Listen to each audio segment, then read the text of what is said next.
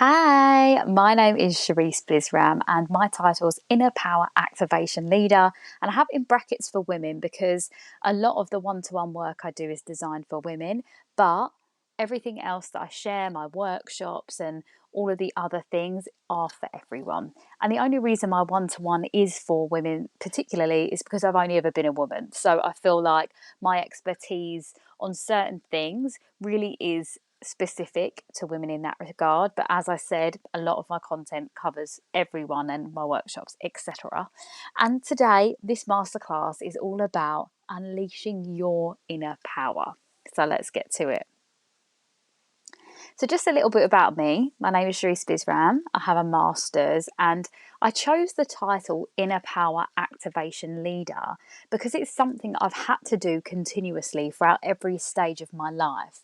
You know, I was put through very adverse situations in my childhood that required me to tap into that deep rooted power within me, and I'm so grateful for the adverse experiences I went through because it has shaped me into the version of myself now. And as a result of that, I do have this unshakable confidence and magnetism that I think I could have gone the opposite way and been, a victim mindset and been in that space when actually I've made it like a state of alchemy, really. I've alchemized my pain and turned it into power. And that's really what I hope to do and achieve through everything I do with all of my clients, including you all. So hopefully this really resonates and just activates something within inside of you.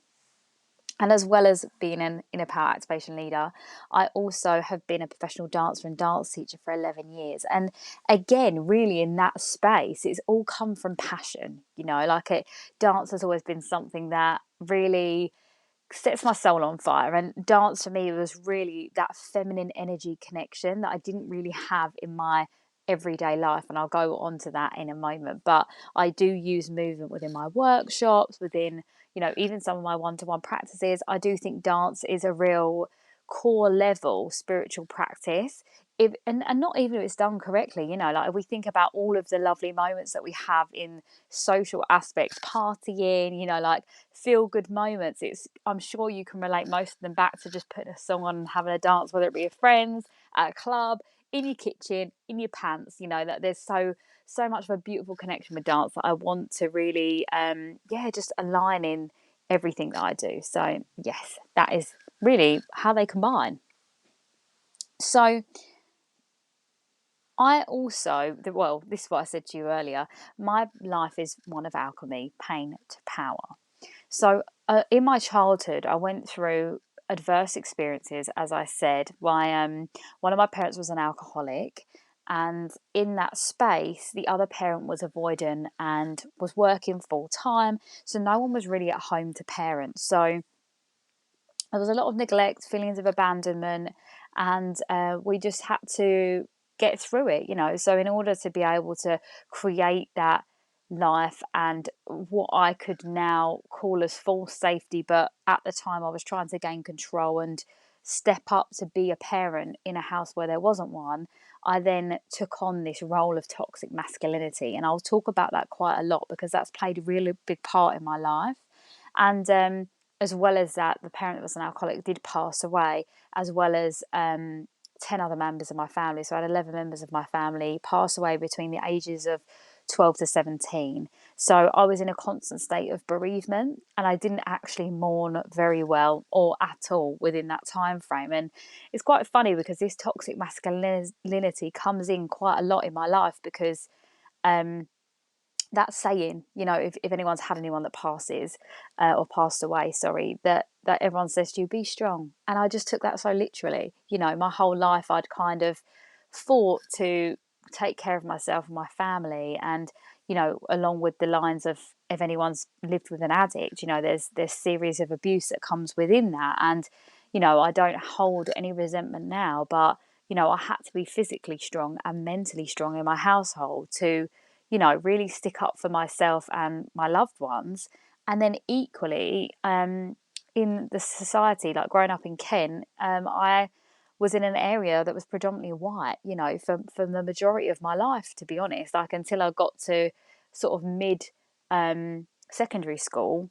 the area wasn't diverse at all, which then meant that I was constantly defending myself. And again, from a young age, I just chose not to be a victim. So my kind of rule of thumb always in everything in my life is it stops with me. So I didn't want anyone to repeat these like horrible things or whatever they were saying to me to anyone else. And actually, as a result of me being so resilient and, standing up for myself and others, I then wasn't bullied because I just really stood my ground. And equally, so much was on in my life, within my household and outside of my household. I just fully believed that nothing could break me because I've refused for it to. And that was toxic in itself because in that space, I didn't allow vulnerability in. So I wasn't comfortable crying in front of people. I never showed any signs of weakness. And actually, I just want to make a disclaimer here that showing your emotions doesn't make you weak. And I want that to be very clear because that's something I've had to learn really late into my 20s. So we're allowed to feel all the things. And then again, obviously being a woman, sexism played a massive part in my life, defending myself through that within the dance industry, especially, like the costumes and the degrading feel of like women within the industry, especially from male higher up people, looking down on women and, expecting that they can get what they want out of them, all of that plays a part too. So, yeah, it's been a lot of battles that I've fought, and that really did shape me into the version of myself I am now. But luckily, I did stumble on my healing journey within the lockdown, and that really transformed my whole life because from that space of the lockdown, I was able to dive fully into my inner healing work and changing my mindset. I will mention this quite a few times, but in that time frame, I was able to dismantle the limiting beliefs I had about myself. I didn't think I was beautiful. I didn't think I was feminine enough. I never thought I was good enough. I worked really, really hard for everything in my life, and it felt like the universe was constantly sending me tests and obstacles.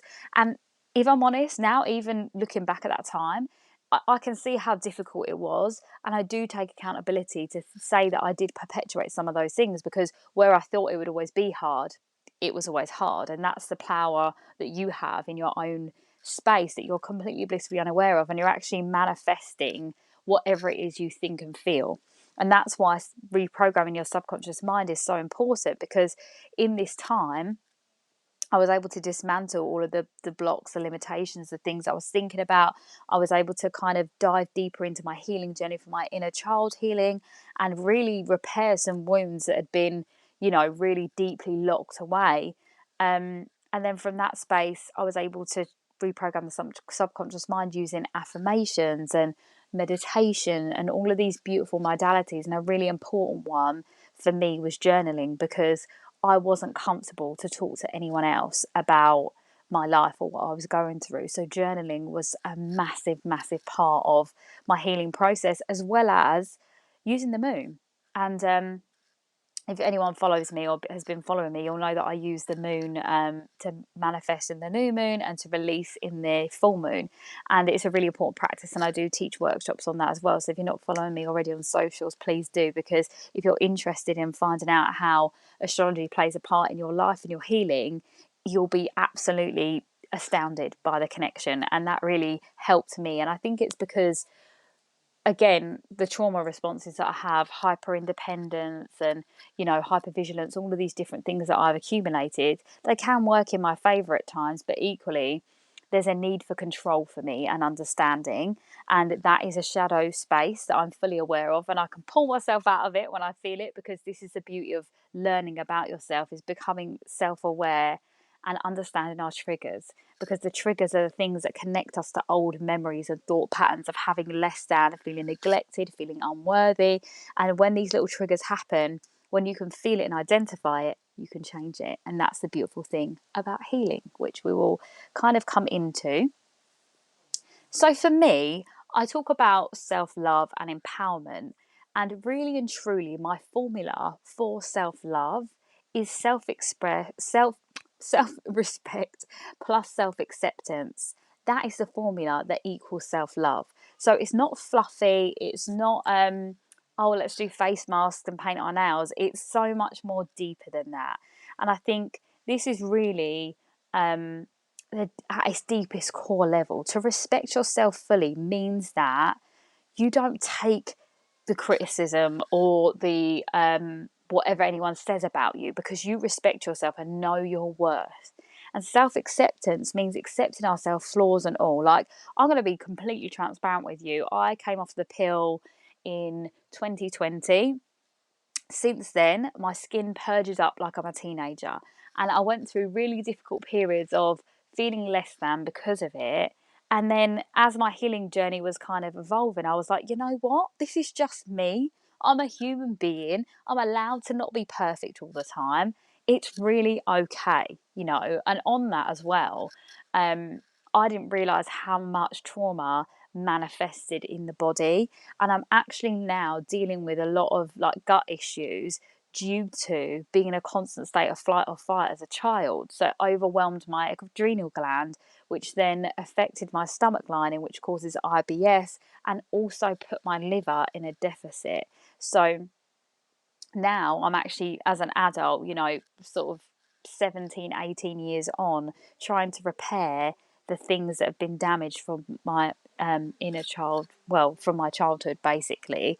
And I've done a lot of energetic healing around that, but now it's physically clearing the debris of it. So please don't take your trauma for granted, whatever it is, you know, any form of neglect or abandonment, or, you know, whether it be a breakup, whether it's from bullying, whatever it is, it's valid. And if you have ailments in your body, I can guarantee there probably is some connection to trauma there. And, you know, if that is the case, you want to learn more about that, obviously please do drop me a message, because I'm here to help. So you are the only you there is, and that is your superpower.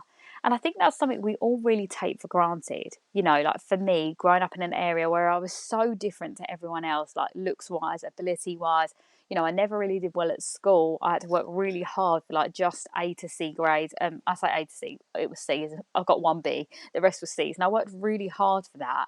And the only time I realised that I was actually really good at something was when I was dancing, you know, and I felt myself stand out. I felt that I was good at that. But even more than that, you know, diving into this road of becoming an inner power activation leader was understanding that my impact in people's lives was so significant. You know, I've got friends that used to remind me of things I told them a couple of years ago that stuck with them, and just these little moments. And I realized in that is my superpower, that I have post traumatic wisdom that I have to share with everyone. And, you know, just have a moment to really think about, what is it that is your superpower? It could be even down to, you know, kindness. That is one as well, you know, that there's so many different things that you can be good at. And if we're looking at it from a business perspective, which I know some of you will be, what is your niche? You know, what is the one thing that people come to you for or know that you're good at? You know, it could be graphics, it could be creating, it could be baking, you know, anything like that is what you can create your purpose out of, and your business, you know. And I think purpose is something that's being thrown around quite a lot at the moment, but I fully believe that you are your purpose. So you, who you are as a person, and your impact is what your purpose truly is. And I want you to really connect to that. So, you know, whenever you want to pause the video and just go through, write notes, all of the things, this is really important for you to really pull it all apart and think about it on a deep level, because this is it. You are it. You are everything you've been searching for and so much more. And when you understand that for yourself, everything changes, I promise you. So part of you know, building your self-respect and your self-acceptance is self-care. And again, it's not the fluffy let's do our nails and have face masks, which actually does come down to it. You know, like for me, I like to have a bath on a Sunday, and I am showering in between there, by the way. I'm not just not washing. But for me, having a bath was something I never made time for. So when I was in my toxic masculine phase, now even down to when I'd finished school and I went into university and college to obviously pursue dance, I had so many obstacles along the way. Like my cars broke down, my laptop got stolen. The industry wanted slim, tall, white dancers. They didn't want dancers of various body shapes and sizes and abilities. And it was, again, a constant battle and force. So I was in this notion all the time that I had to work really hard. I had to keep going. So I didn't make time to have a bath. I thought I could be doing something more productive in that time, you know. And that's so masculine energy. Masculine energy is doing, feminine energy is being. And we need both in order to have a balanced life. And unfortunately, I didn't have that. I didn't have a balance at all. I was so far in the masculine thinking I had to do all of the things when actually what I needed was rest, because I spent so much of my life in overwhelm. I'm sure some of you can relate. So yeah, in that respect, a bath is obviously a great idea to just have some you time. So, on that, knowing when to rest is so important. Often, we will have moments of fatigue in our body that tell us that we need to rest. So, for me, I get a little bit of a kink in my neck, or I get like a little bit of a runny nose or something like that. That's a sign for me to be like, okay, we need to just call it for now. You know, maybe it means not exercising, or maybe it means not putting myself through getting lots of content done, you know, whatever it is that I've got on my list. It's maybe thinking, okay, can that list be done and completed tomorrow? And I'll go more into that in a moment. And then again, strong boundaries. And I haven't actually spoke about this yet, but boundaries is something that has been one of the hardest things I've had to implement with my healing journey, because part of being a traumatized person is that you don't want anyone to feel the way you did, and so you fall into the habit of people pleasing, and that means that you will go above and beyond for everyone else but not yourself. And that's why I've put, not putting yourself first is self-sabotage, because it really is. You know, we're so told that we need to be there for everyone else, especially as women. You know, we're naturally caregivers. We want to nurture, we want to be there for everyone else, but when it comes to yourself, are you doing that really and truly? You know, if you have someone in your life that needs you, but actually you'd scheduled in to have, you know, your bath night, would you go and help that person over having the bath night? Because personally, I used to be that person, sacrifice everything I needed to be there for other people, and then I just felt resentment. And actually, another thing about that is passive aggression, which I absolutely hate. Passive aggression is my worst thing ever. And that comes from our toxic feminine, actually, to be honest. So, you know, the best thing about it is knowing what you need for yourself, and that strong boundary of saying to someone, I'll be there for you after I've done my bath. That's a respect. That is the most respect you can give for yourself and others, because that is when we are filling our cup up first in order to then pour out to other people. And as a result of that, you know, you then start to accept yourself more because of the fact that you respect yourself. So it's constantly a circle that intertwines with each other. You know, when you can respect yourself, you do accept yourself more.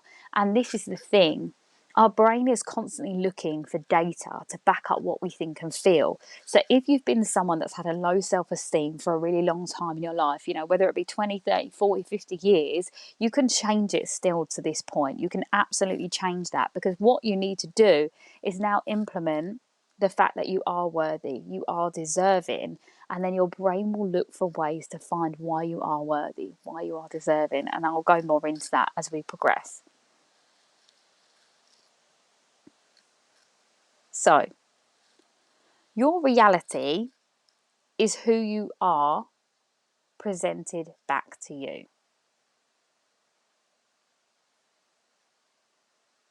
So what I mean by that is you are a mirror. So everything you see in your outer world is a result of how you feel inwardly.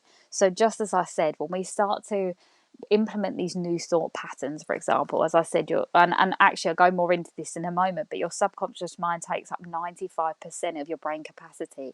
So what you want to think and feel is only 5%. You have to really do that deep subconscious work.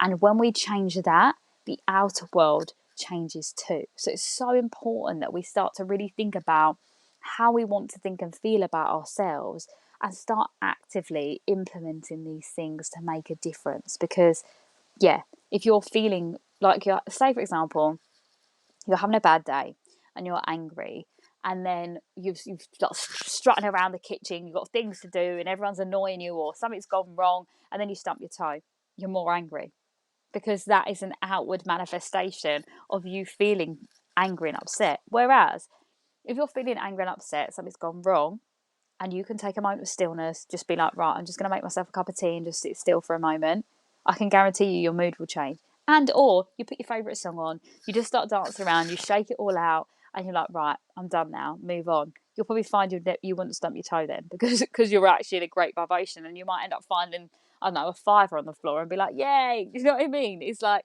our vibration, how we feel inwardly manifests outwardly, and it's so important to know that, because this again is the power that you hold that you just don't realize.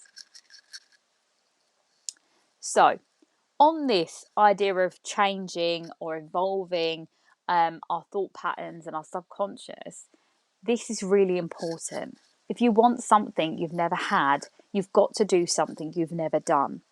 And I think we're all scared of change. We're all scared to try something different, or, maybe we talk ourselves out of the fact that, oh, I'll do it then, or I'll do it then. And it's funny because actually, I'm recording this now with the new year, and you might be listening to it at any point, but there's a lot of new year, new me energy going around, isn't there? That always is every year. But for me, it's how can you be more of the self that you want to be?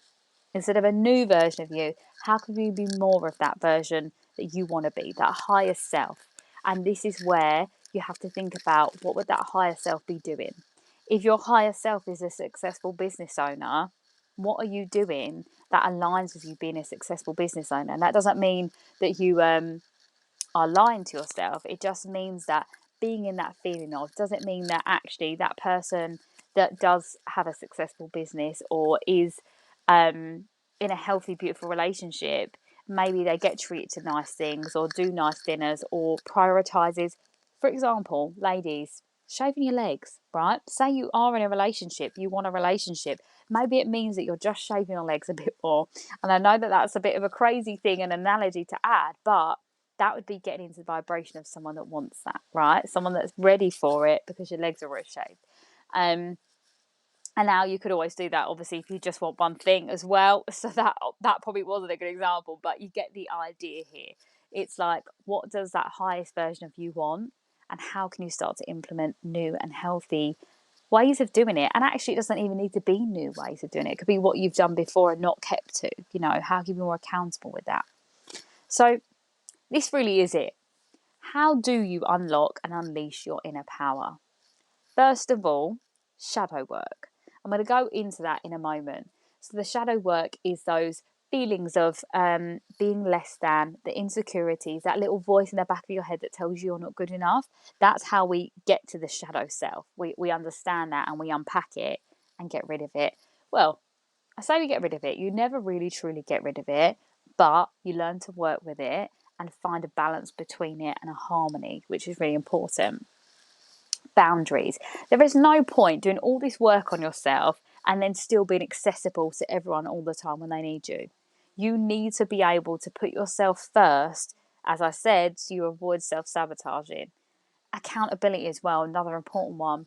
If you are going to be doing all this work for yourself, or want to do all this work for yourself, but you can't be accountable and you can't show up for yourself, that loses the self-respect. So if you are someone that never sticks to something they say they're going to do, that's probably why you don't trust yourself, right? And you ask for everyone else's opinion and validation because you don't trust your own. That's why. That's why we need to become accountable, because then we no longer need to validate ourselves through other people or anything else. And then self-love practices, we start to implement those, as well as obviously the nitty-gritty hard stuff. And then we get to really just round that all off with implementing the new ways of thinking and feeling good. That will just create this wholesomeness that you deserve to have. And we do this through mindful movement, through affirmations, meditations, and obviously the journaling aspect of that, which we're going to do throughout this anyway. So befriending our shadow self. So what I like to think about is Peter Pan. I don't know if anyone's seen Peter Pan. I mean, I'm sure you all have. But with Peter Pan, his shadow tries to play tricks on him, tries to like pull him down and make him do naughty things. That is essentially what your shadow self is doing for you. But it's actually getting you into these feelings like I've got here. It blames you. It makes you feel like you're less than. Shames you into feeling that, you know, you're not good enough, not worthy enough, or makes you feel guilty for maybe putting yourself first. Or even, you know, if you had like a cup of tea and a cake at lunchtime, you might then go into that spiral of being like, you had a cake, I can't believe you did that. And or conversations with friends, like it replays in the back of your mind, like you should have said this, you did this, you got walks all over. All of that is your shadow self leading. And another one that is unconventional, but I'm going to say it, is martyrdom. That layer of self-sacrifice, being there for everyone else and not supporting yourself, that is martyrdom, which is all part of the shadow self. Because this is the thing, right? And I've got what validates you, because this is it. If you validate yourself through, you know, looking good for other people, or being a good person for other people, that itself is shadow work, and it's toxic. It's a form of toxic behavior patterns. And I know a lot of people are going to be like, oh, but it's true, you know. And I can say that wholeheartedly, because that was me. You know, I prided I had so much pride for myself in the fact that I was be there for everyone and support everyone else. But actually, I was resentful. I was so resentful and burnt out through, you know, doing the multiple jobs that I had to do throughout my life. You know, I've always worked 3 or 4 jobs at a time. Always been really hardworking and disciplined, but equally at my own detriment, because, as I said, there was no time for rest. And that was another thing, you know, being a hard worker validated me. So everyone could be like, oh, you're so hard working. I'd be like, yeah, oh my God, feed that ego. No. And that's exactly what it is. The shadow self is part of the ego. And you know, I don't think we should eradicate any part of ourselves, but when we can understand it, we can then unpack it. Now, on the ego as well, like I'm into obviously astrology, as I've said, I'm a double Leo, which basically means that if I let myself, I could be full of it. You know, just absolutely think that I'm the dog's bits and just walk around like my, you know, everything. You know, I want to try and find analogies for I'm not swearing, but I think you get what I'm saying here. But that would be all ego. And that's really what I say about the work that I do now. I feel like being a dancer and performing and being the light, that was all my ego led. Doing this work and helping other people and other women, that is really my soul space. And I think that it's really nice to understand that we are all, you know, multifaceted. There's so many layers to us, and it's okay to be all of it. But we can't let one outshine the other. And what I want you to do is be aware enough to know when your ego is leading, when your shadow is leading, and actually know that they're not always your thoughts. Because a lot of the shame and blame thoughts that you feel in your mind, a lot of the time come from childhood experiences. So if you were a child that wasn't allowed to play, maybe you feel guilty when you have a good time, you know. It may be if you do put yourself first, maybe you had a sibling that always called you selfish. You know, there's so many different layers to this, and that's why it's so important that we understand it. And obviously a lot of my work is trauma healing, and I don't have the space to do that now, but this is something really and truly that if you are noticing these childhood wounds that are coming up for you now, please do reach out, because I do want to help and support you. And as I said earlier, you know, our subconscious mind is 95% of our brain capacity. So the way we think and feel in our subconscious is what's manifesting. So if your shadow self is taking up all of your subconscious thoughts and feelings, that's why life outwardly isn't looking great for you.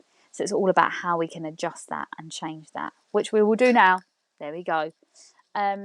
So reframing is such a powerful thing, because it takes us out of the shame and blame, and you know, it allows us to understand that we're not perfect. And I've literally written this here: our words hold power. When we can reframe the way we speak to ourselves, we in turn take away the shame and the blame and accept ourselves as imperfectly perfect. There is no point striving for perfection, and there is no point trying to please everyone, because you will never do that. You will never win that race or that argument, because it's not possible. And a lot of this, when you get to the real deep healing work is accepting that you'll be a villain in someone else's story, because that's the way our brains like to process it. If we don't want to be seen as wrong, we will make someone else to be the bad person. Now, that's a really unevolved way of thinking, and that's emotionally immature, if I'm going to be completely honest, and it's not wrong. It's just something that we can grow out of when we start to do this healing work. But there is a big element of being accountable still for a part that we play in something. And this is what this reframing exercise is about. Because, if you do make a mistake, for example, you can hold accountability and say, yep, do you know what? I could have done that better, but I'm not a bad person because of it. And, I've given you an example here, but you can go into this in a lot more detail. Stop, have a little think about the things that you say to yourself constantly and how can you reframe that. And I urge you to do that now. And an example I've put there, I mean, it's not a great one, but it's just an idea.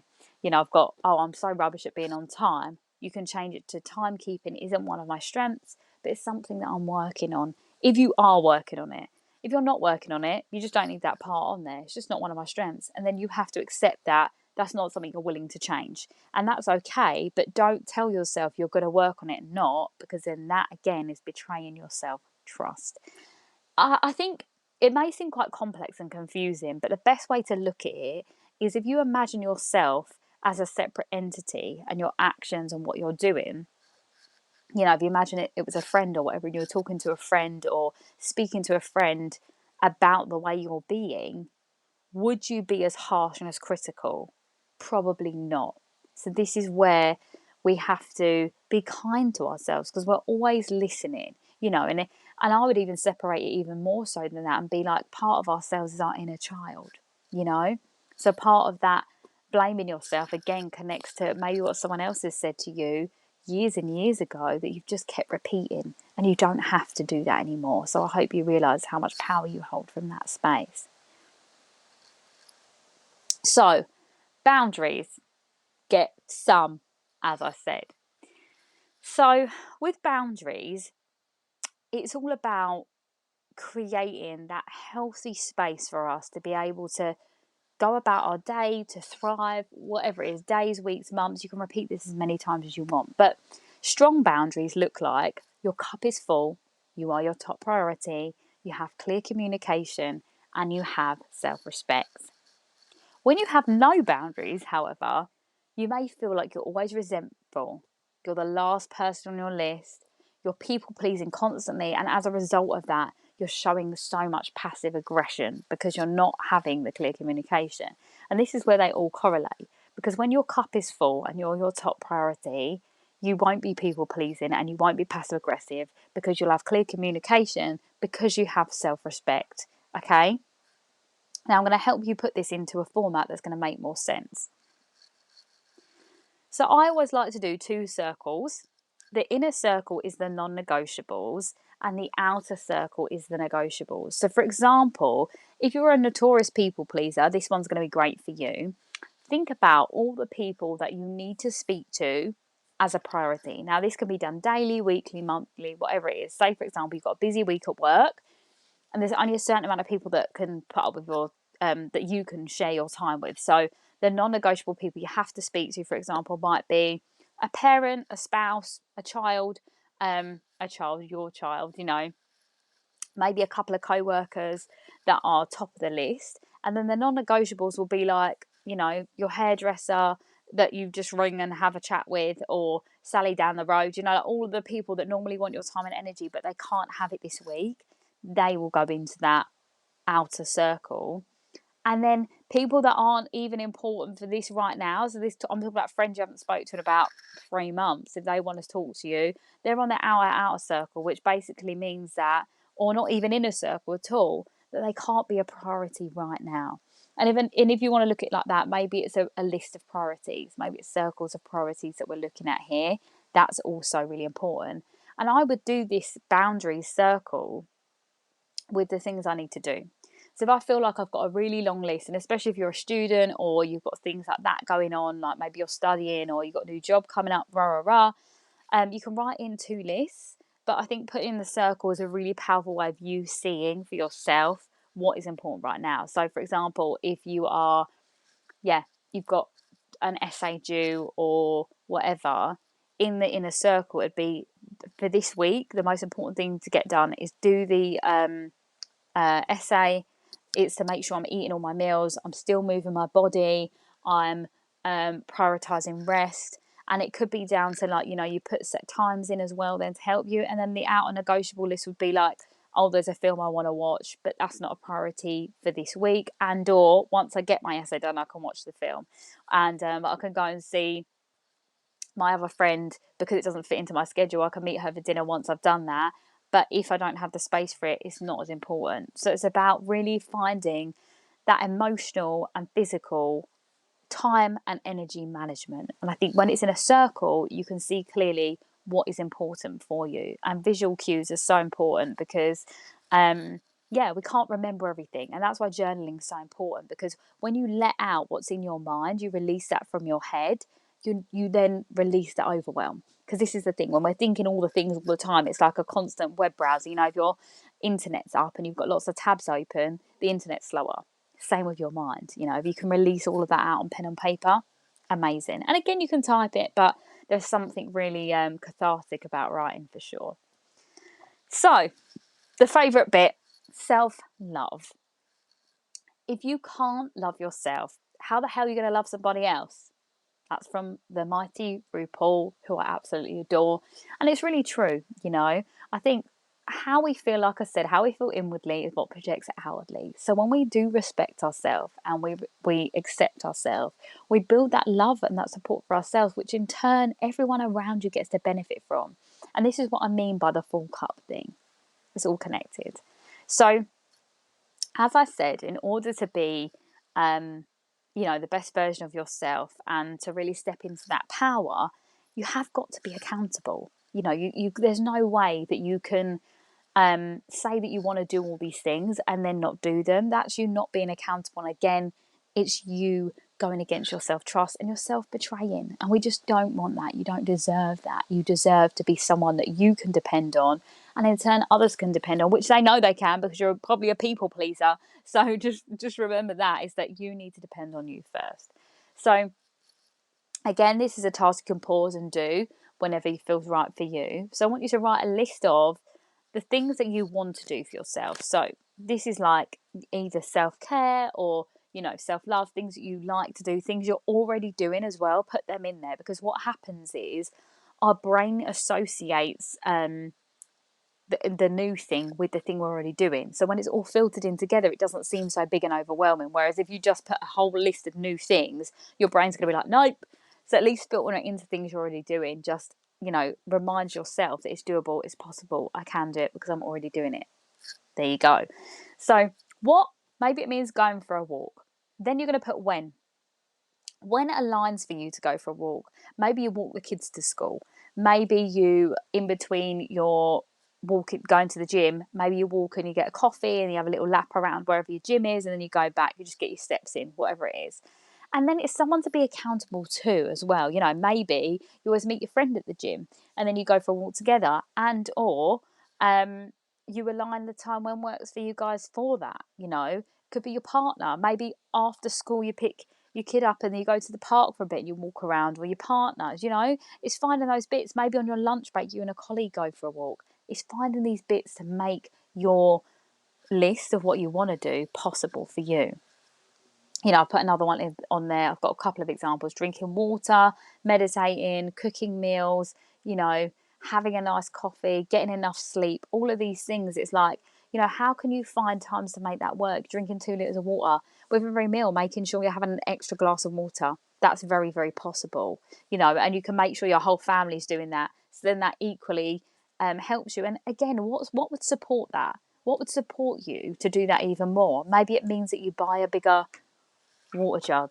Yeah, what's going to support you to get to your goal? How can you implement that now? And a lot of these things don't cost extra money, and this is my real important thing that I will say is you have to make the time for it to work for you. And that's why when and who is so important. Having those people to be accountable to and for, That is so, so important because that keeps you on track. And again, accountability, that's what really builds that self-trust. And that self-trust is what builds self-respect. And another way to be accountable, it's not just through people and having that support. It's about, you can set reminders on your phone. You can literally I set all reminders on my phone, different times of the day for the different things I need to do. Have an accountability partner, obviously, if you can. And that even goes down to having a coach or a mentor or a PT. If you've got fitness goals, you have a PT. Emotional goals, like if I was to work with you and you need support and we're going to do inner child healing and I've asked you to do this journaling, then that's also a really important part of that, right? And then write your goals where you can see them. Have some goals that you want to set for yourself, whether it's one or two things a week, a month, a day. I write a list of Sunday night, I write a little list of what my week looks like. And I guess they're goals, but they're also things I need to do. And I get so much satisfaction ticking them off because, again, that's me showing myself I trust you because you always get it done. There we go. That's how it all ties in. So I love affirmations, and they really have reprogrammed my subconscious mind completely. Now, what I would say to you is, if you can right now, pause this, put your favourite song on and just dance around a little bit. Just literally move your body, shake it all out, shake your hair, whatever it is that's going to make you feel good in your body, and then create the affirmations that you want for yourself. These are the ones that I use as a baseline, but I add so many different ones in there. And I'm going to give you obviously these, and I'll give you a few more, but repeat them with me because it's going to feel so much more powerful when you are doing it with someone else. So really just, connect that feeling. Pause it now. And we're back. I hope you've moved your body and you're feeling good. If you haven't, pause it again. Okay. Repeat after me. I am powerful. I am magnetic. I am beautiful. I am deserving. I am worthy. I am so much more than enough. And if that felt hard, let's do it again. Because the more we do it, the more it's going to embed into your subconscious mind. And you can write these anywhere, put them anywhere. Let's go again. I am powerful. I am magnetic. I am beautiful. I am deserving. I am worthy. I am so much more than enough. And you can add whatever you want in there. If your desire is to be a successful business owner, I'm a successful business owner. I am proud of the skin that I'm in. I love my body. I am proud of who I am. I am deserving of nice things. I get treated just through being who I am. I make X amount of money through being who I am. You can add whatever you want to it, but really connect in with it, And as I said, write these out, put them around your room, put them around your house, get your kids to say it, but more than anything, believe it. Please, please, please believe it. And that you'll only get to that point of belief the more you repeat it. But if you have followed the last few steps, this will start to implement all together because you have to clear the way, you have to clear space. And I haven't written it in here, but what another thing to release to do is just write a list of everything that you want to release out of your mind, body, and soul. If it is, all the shame and the blame and these old patterns, write that list out and burn it. And once you've released that list out and burn it, repeat these affirmations, dance around, do what feels good for your body, because that is making space for the new energy that you deserve to have for yourself. And that is how we activate the power within us, because it's there, it's just locked away. So I've got lots of different ways for you to work with me. I've got my journal and worksheets are available on my website and or on Etsy and Amazon. There's also my podcast that you can listen to, obviously Permission to Shine, which I'm just constantly updating. There's different ones you can listen to about different topics, different people. So I'd love for you to listen and obviously share your feedback. And then my website there where you'll have access to my blogs and anything else you want to ask for. My obviously new moon workshops, which will be coming in this year. Haven't got them up and running yet, but yeah, anything you want to ask me as well, please do. I'm on socials, which I'll show you in a moment. Now, if anything came up for you that you feel like you need support with, so whether it's the inner child healing, trauma healing, whether it's mindset shifts, anything like that, I have a few ways that you can work with me. So I've got the Permission to Shine Academy, which is just weekly calls that in a group setting, and I'm going to be giving you my self-study, which is the Permission to Shine self-study, so you can do that in your own time. We'll come together, we'll work together, and the energy of the collective really does just benefit everyone. It's that feel good mindset stuff. There'll be dance in there, meditation, all of those things. And alternatively, if you're looking for one-to-one support, I've got my 90-minute session, which is really about igniting that fire inside of you, igniting that passion, that power to become the version of yourself you deserve to be. And then I've got the Ignite Accelerators. That's 5 sessions of the hour and a half. So, if we feel like we've made a breakthrough in the first session, but it's not enough, this is a great one to really implement meaningful change. And or if you want a longer session with me, so, if I talk about this, the trauma work, the inner child healing work, that's where we'll do the real deep dive there, set new ways of doing things, new boundaries, all that implementation.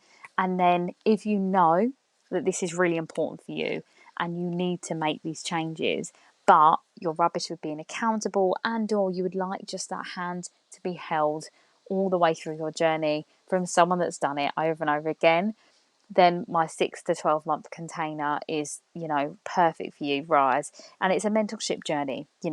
We evolve and we grow and we change through every step of our journey, and just having someone there that's been through it to support us is so important. I did my healing journey alone, but I know that if I had the support of someone else there to support me, gosh, it would have been easier and painless. I tell you that for sure. But nothing worth having comes easy. And I think if you want something you've never had, you've got to do something you've never done. So that is that. And also, what the greatest gift of self-love is to prioritize yourself and your well-being. Because ultimately, if you don't choose to deal with these things in our lives, these insecurities, these blocks, these limitations, the things that people have told us, if you don't choose to deal with them, they will purge up and they will get you when you least expect it, and they will force you to a place that you don't want to go anymore. And I tell you that from experience, because I've been to that place I don't want to go anymore a very few times in my life, and it's not fun, lovely, or exciting, and I could have prevented it. So that's why it's so important for me to share all of this with you. So you are the only you there is, and that is your superpower. Shine that light out.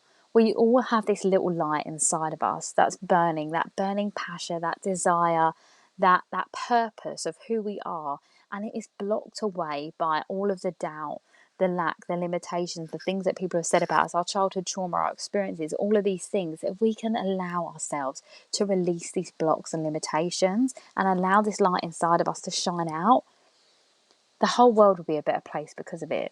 Just imagine how bright the world would be if we were all shining our own light, and you have the power to do that. So please, more than anything, stop playing small. Stop allowing yourself to be small as a result of what someone told you 20, 30, 40 years ago. You can change that now.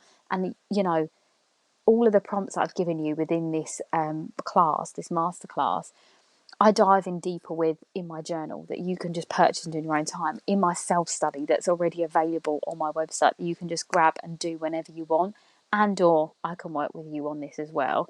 But ultimately, you hold the power, always. It's always been there. You just need to trust yourself enough, respect yourself enough, and accept yourself enough, because ultimately, when you love yourself, everyone else in the whole world benefits from it too. So if you want to follow me on socials, I have 2 Instagrams. I've got Sherisse_Bisram and then Sherisse Bisram Mentor, and then everything else is literally Sherisse_Bisram. But please let me know what you thought. I would love to know any breakthroughs that you've had from this experience. And yeah, I'm sending you all so much love and light. And it's, as I said before, nothing worth having comes easy. But in order to be, that next level self, that deeper version of you, it does take that little bit of shifting around. And I've got loads of meditations on my YouTube channel, that my podcast. There's lots to listen to on there. So there's lots of different ways to be supported by me still. But ultimately, please do remember that you are already enough. You are already everything you want to be and more. I promise you, it's all there. You just have to believe in yourself, and the universe will conspire in your favour because of it. So I'm sending you so much love and light. And yeah, let me know your thoughts. And I hope that 2024 is an incredible year for you. And whenever you're listening to this, love and light.